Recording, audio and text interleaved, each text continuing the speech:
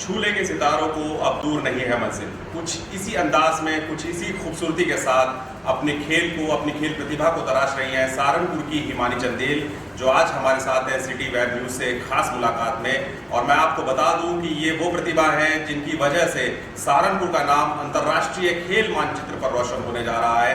Italy में जुलाई में होने जा रही international university level athletic championship में हिमानी का सिलेक्शन हुआ है, जो न केवल सहारनपुर के लिए बल्कि हिंदुस्तान के लिए गौरव की बात है। और उससे भी बड़ी उपलब्धि ये है कि इन्होंने विपरीत परिस्थितियों में खेलते हुए सहारनपुर, जहां बहुत बड़ा इंफ्रास्ट्रक्चर कभी नहीं रहा खेल कूद का, वहां इन्होंने अपनी एक अलग पहचान बनाई है, जिसके लिए इनके अपने कॉलेज जेवी जैन कॉलेज, साथ ही साथ पूरे शहर से लगातार बधाइयों का दौर, दुआओं का दौर, शुभकामनाओं का दौर लगातार जारी है। और हम भी सिटी वेब न्यूज़ की ओर से शुभकामना करते हैं कि आने वाले दौर में हिमानी अपने देश का, अपने शहर का, अपनी मिट्टी का नाम रोशन करें। आइए बात करते हैं हिमानी से और जानते हैं कि ये उपलब्धि उन्होंने किस तरह हासिल की और आने वाले दौर के लिए उनकी क्या योजना है।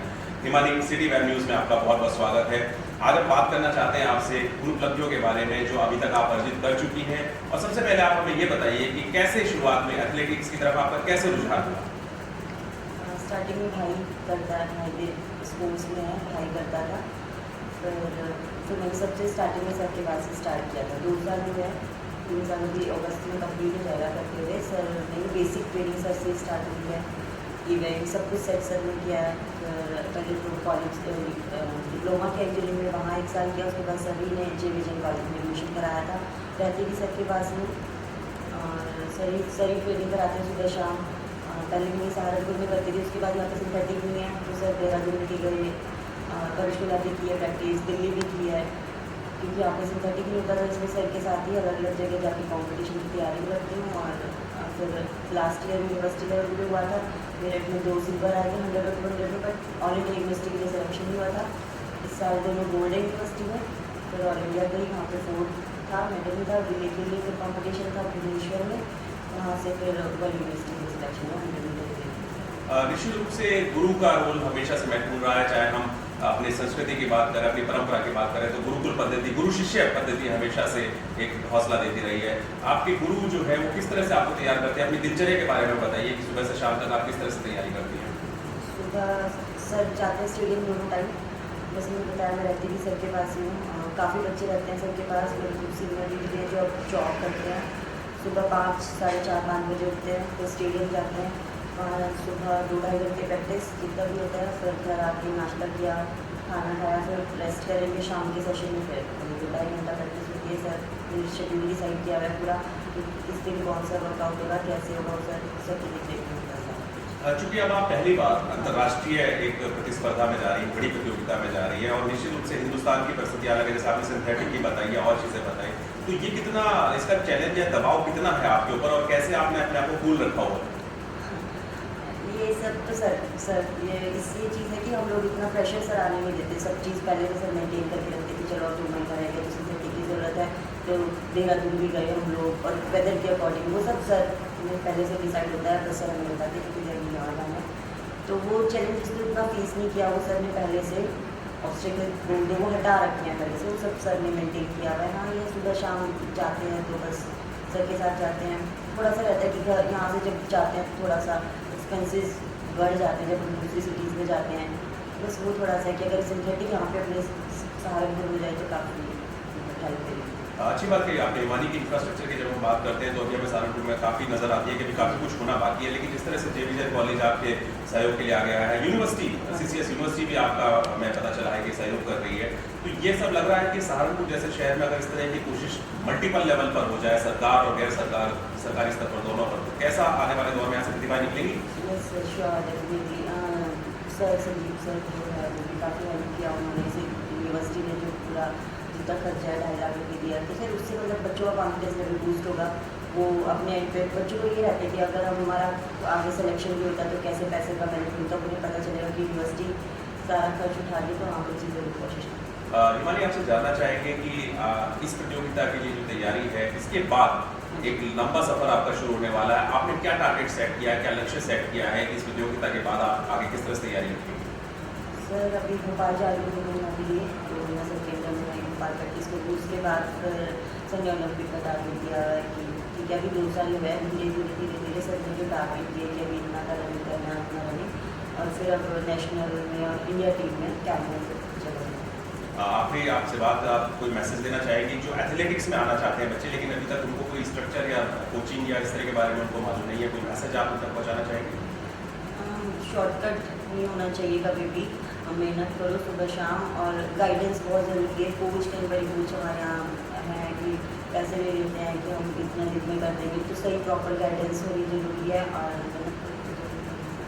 यकीन दिल में लगन हो तो रास्ते खुद ब खुद निकल आते हैं, बल्कि कहीं कहा गया है कि खुशियों का कोई रास्ता नहीं होता, खुद खुशियाँ अपने आप में एक रास्ता होती है और मंजिल की तरफ ले जाती है। तो जिस तरह से आप देख सकते हैं कि इतने प्रेशर के बावजूद, जो अपने आप में एक इंटरनेशनल एक चैंपियनशिप में जाने का एक प्रेशर होता है, उसके बावजूद सहारनपुर की हिमानी चंदेल अपने आप को बहुत कूल रखे हुए हैं, बहुत ही काम रखे हुए हैं, और इनकी तरफ से पूरी कोशिश है कि अपने कोच की गाइडेंस में ये लगातार अपने आप को तराशें, दिन रात ये मेहनत कर रही है, भोपाल जा रही है।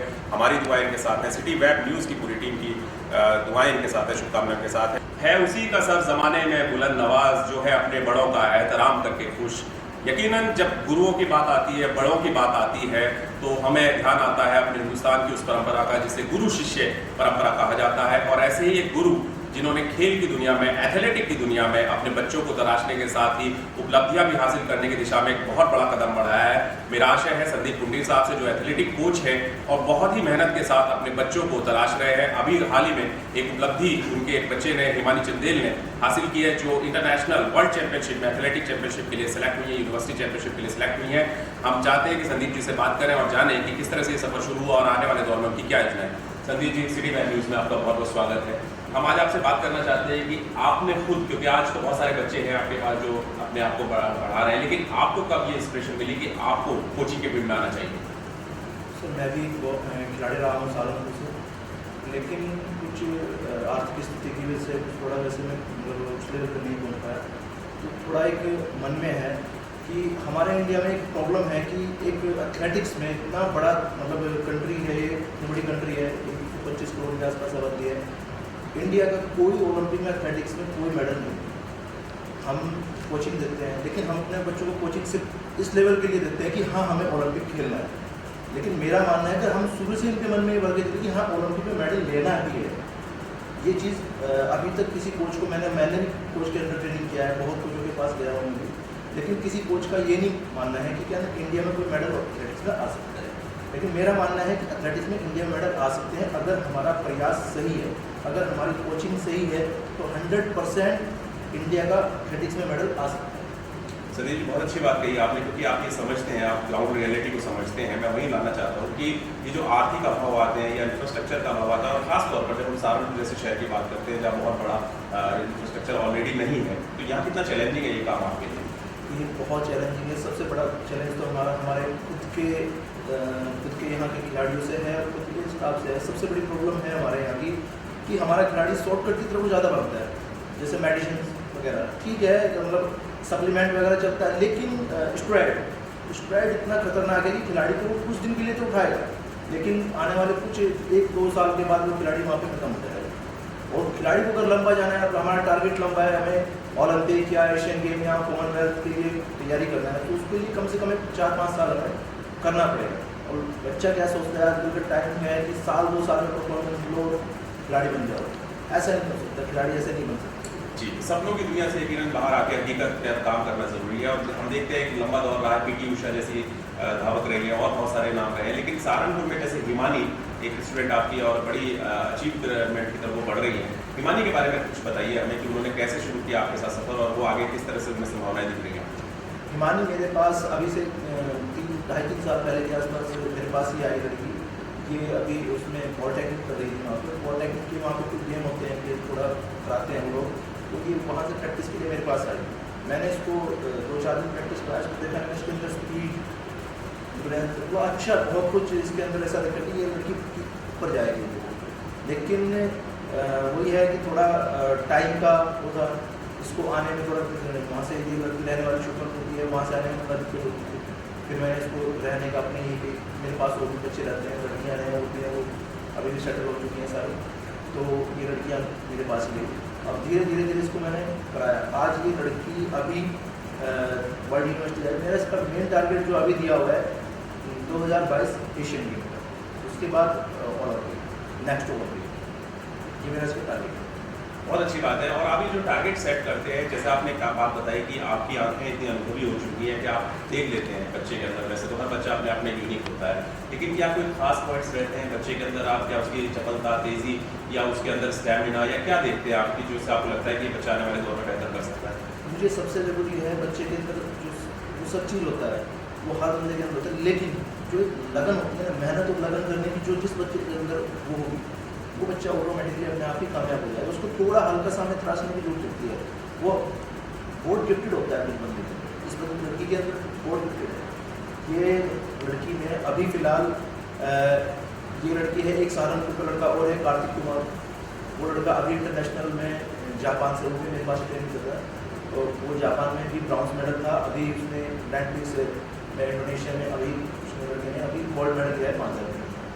वो लड़का भी अच्छा चल रहा है। अभी फ़िलहाल सहारनपुर का गेम में फ़िलहाल बहुत अच्छा चल रहा है एथलेटिक्स में खासकर, लेकिन थोड़ा सा प्रॉब्लम हमारे यहाँ है कि हमें थोड़ा यहाँ पे खिलाड़ी को मतलब सुविधाएँ नहीं मिल पाता, जिसके कारण हमारे खिलाड़ी बाहर, जैसे सहारनपुर से बाहर निकल गए, मुजफ्फरनगर, सॉरी पंचकुला में, देहरादून में, रोहतक में और पटियाला में प्रैक्टिस कर रहे हैं केवल सिंथेटिक की वजह से। लेकिन सुनने में भी आया था कि जहाँ सिंथेटिक बनने जा रहा है सहारनपुर में, लेकिन प्रॉब्लम ये है कि सिंथेटिक को बनने में हमें कम से कम 6-7 महीने से हम देख रहे हैं, लेकिन वो डिले होता जा रहा है। तो क्या अपेक्षाएं हैं सरकार से या और संस्थाओं से? आप क्या चाहते हैं? जैसे अभी भी आपको प्रैक्टिस के लिए लेके जाना पड़ता है बच्चों को बाहर, अगर यहाँ जो है सिंथेटिक कोर्ट चाहिए और क्या क्या चीज़ें चाहिए, बताइए कुछ। मेरा मानना ये है सर, हमारे जो इधर का जो खिलाड़ी है उसमें पावर की कमी नहीं है।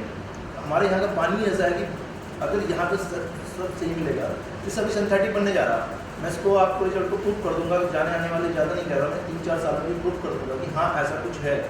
सिंथेटिक बनने के बाद इसी सहारनपुर से आने वाली जितनी इंटरनेशनल टीम बनेगी, सहारनपुर का कोई ना कोई बंदा इंटरनेशनल टीम में होगा जरूर 100%, क्योंकि यहाँ आसपास हमारे पूरी यूपी में फ़िलहाल 3 सिंथेटिक हैं, जिसमें से 3 सिंथेटिक में से 2 सिंथेटिक्स हमारे लखनऊ में हैं और 1 सिंथेटिक हमारे शहर में। यानी कि इतना बड़ा यूपी और हमारे पास मात्र 3 सिंथेटिक। और हरियाणा जैसे हरियाणा बहुत छोटी मतलब स्टेट है, उनके एक सिटी में 2 सिंथेटिक। तो हरियाणा आज गेम में क्यों विरोध कर रहा है? इसीलिए कर रहा है क्योंकि वहाँ पे खिलाड़ी की सुरक्षा पर ध्यान दिया जाता है। लेकिन हमारे यहाँ फ़िलहाल ऐसा कुछ नहीं है। अभी भी ठीक है, सरकार कुछ काम कर रही है, सेंट्रल लेवल पर काम हो रहा है, लेकिन स्टेट लेवल पे वो काम नहीं हो पा रहा जिसकी हम अपेक्षा करते। एक आखिरी बात आप आपसे कि जो बच्चे अभी नहीं समझ पा रहे हैं या जिनको टैलेंट होते हुए भी आप तक पहुंचने का एक रास्ता नहीं बन रहा है, सिटी वैब जो कोशिश करता है हमेशा से आप लोगों के बीच में एक ब्रिज बनने की, आप उन तक कोई मैसेज पहुंचाना चाहिए कि यदि उनमें टैलेंट है तो वो आगे आए और आपसे मिलें, बात करें? जी सर, मैं तो सभी खिलाड़ियों से जितने भी मेरे पास भी प्रैक्टिस करते हैं और जो बाहर प्रैक्टिस करते हैं, मेरे से फ़ोन से भी वो कॉन्टैक्ट में रहते हैं, मेरे से वर्कआउट वगैरह पूछना है क्या, मैं फ्री और कुछ उनसे कोई पे नहीं करता। और जो भी अगर मेरे से कुछ भी वो लेना चाहें मैं उनको फ्री है। बहुत सुंदर। देखिए, ये निश्चित रूप से स्वागत योग्य कदम है कि कोच साहब संदीप जी स्वयं भी स्वागत के लिए तैयार हैं उस टैलेंट के लिए जो अभी इमर्ज होना चाहता है, जो आगे बढ़ना चाहता है, जिसकी आंखों में तमाम सपने तैर रहे हैं। और कहा है कि छू लो सितारों को, अब दूर नहीं है मंजिल। तो जिस तरह से हिमानी ने इस दिशा में एक कदम बढ़ाया है अपनी मंजिल को छूने की तरफ, तो यकीनन न केवल हम सब के लिए बल्कि खुद संदीप जी के लिए ये बहुत बड़े हौसले की बात है। और ऐसे तमाम हिमानी, ऐसे तमाम बच्चे आने वाले दौर में सहारनपुर का नाम, हिंदुस्तान का नाम, संदीप जी का नाम, हमारे शहर का नाम रोशन करते रहेंगे। हम सबकी दुआ है। आपने हमारे से बातचीत की, आपका बहुत बहुत शुक्रिया संदीप जी। और आप देख रहे थे ये सिटी वेब न्यूज़, या खबरों का सिलसिला कभी नहीं रुकता। मैं पवन शर्मा अपने कैमरा पर्सन दीपक गुप्ता के साथ।